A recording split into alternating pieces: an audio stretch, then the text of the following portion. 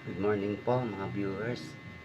Eto, gumawa kasi ako ng sandwich na aalmusal ko ngayong araw na to. Paano ba ginawa ko dito? Meron kasi akong tirang beef stick. Ginawa ko ng sandwich na nilagyan ko ng lettuce, nilagyan ko ng okay na yun. Hatiin ko na lang ito.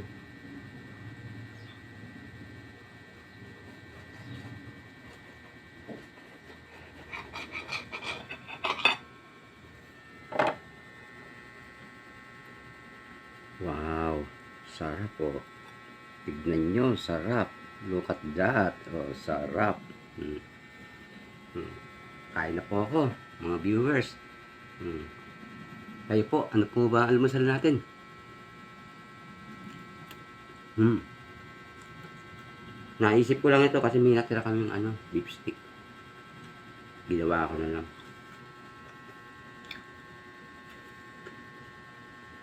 Sarap.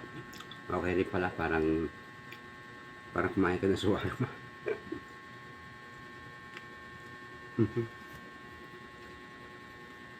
Laglag pa yung keso.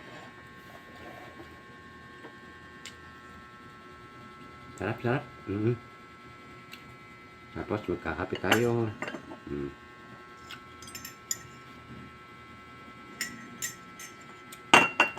Sige po, mga viewers. Subscribe naman kayo. Mag-follow naman kayo sa akin. Ha? O yung mga nakakilala ko dyan, mag-subscribe kayo. Follow kayo. Sige, bye-bye, bye-bye. Thank you. Breakfast ulit po ako. Maraming salamat po. Thank you po. Bye-bye.